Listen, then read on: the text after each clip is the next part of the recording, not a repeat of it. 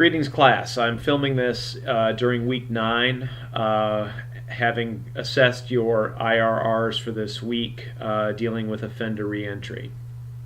I just have a handful of statements that I want to make to you for things to consider going forward. So take them for what they're worth. I hope they're worth a lot, and they are in no particular order. I'll try to be brief. First, some commentary on your writing, and this is something that I haven't seen or a lot of before, but it's something I want you to be aware of. Many of you are using language in your IRRs in your writing that I would consider to be very fluffy, for lack of a better term. Also redundant. When you make statements that are something akin to, I'm trying to think of it, I should have prepared a better example, but something to the effect of, evidence-based programs are very important. And the next statement will be, the correctional system really can't do without evidence-based programming. And then the third sentence will be, research supports the use of evidence-based programming. All right, that's fluff. That's at least 2 and possibly all 3 of those statements aren't necessary.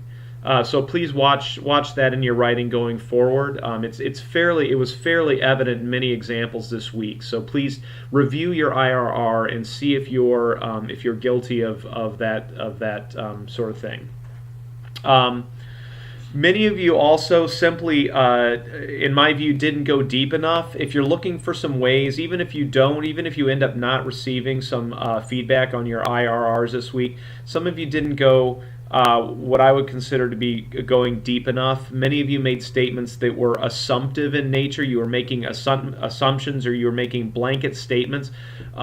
Be very careful when you make statements like society should, or the correctional system is this way, or things of that nature. When you make statements like that, you have to make sure that you're supporting them with the literature, ideally with the literature that you've been assigned to read this week, but you need to support them somehow. I'm encouraging you to avoid making blanket statements that are without support.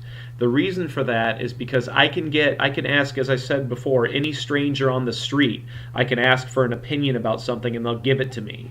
Well, just because they have an opinion doesn't mean that it's a valid opinion. In addition, this is college, this is scholarship, so you need to make sure that your statements are supported by what's referred to as the extant literature base. So please avoid making those blanket statements that are devoid of support via the literature, and that means you have to mention what literature you're using to support those statements. So be sure you cite when you use material.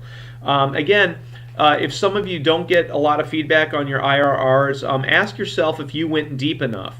Some of you did, and I'm going to highlight a few people who in the 3 groups that we have at this point in time. I'm going to highlight some folks that I want you to look at their IRRs if you're in their group, and really ask yourself, compare what you submitted to what they submitted. All right, but regardless, I challenge you to go a little bit deeper. Ask yourself the question why. For example, why are some of you mentioned the importance of cognitive behavioral programmings? Why? Well, you're right. The literature does support them, but why are they effective? Think about everything that we've studied up to this point and talk about, or write about rather, why cognitive behavioral programs might be more effective in changing behavior than other types of treatment models. Why is the responsivity principle important to take into consideration? Many of you mentioned the responsivity principle, but you didn't go into any depth at all related to what the responsivity principle is or how it applies to correctional intervention. So that's something I challenge you to do as well. Or how?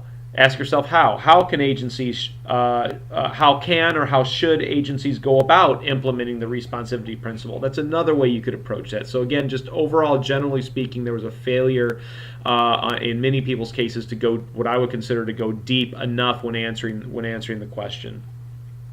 Or why? Here's another question to ask yourself. Why is social learning theory? Why is social learning theory a valid theory to base programming and interventions on? Think about that. I mean, that information is available in the articles.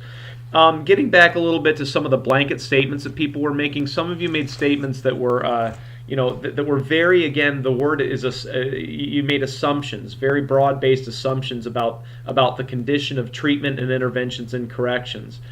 Keep in mind that the literature and much of what you've read up to this point, including the articles for this week, are not necessarily commentary on where the field as a whole is at.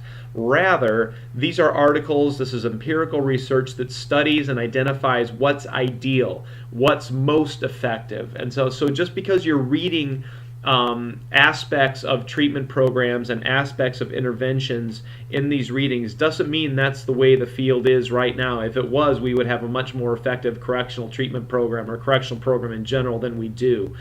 So don't make assumptions that the entire field is this way, that the entire field of the entire field of correctional treatment targets criminogenic needs and incorporates the responsivity principle, because that's just simply not true. So in summary, I would say you need to perhaps conduct a closer reading of the material that was assigned for this week. Many of your IRRs read as if you just kind of took the first sentence of every paragraph that sounded good and strung it together, and that's not appropriate. It's pretty easy to see through. It's easy to see when you're relying too much on quotes, for example, and not really thinking about critically the material and incorporating it into your writing in an effort to answer the questions. And that's really what I'm looking for. It's what I was looking for on day 1, and it's what I'm looking for on day 63. Now, if you're in Group 1, one of the IRRs that really stood out this week was Juan Saldana.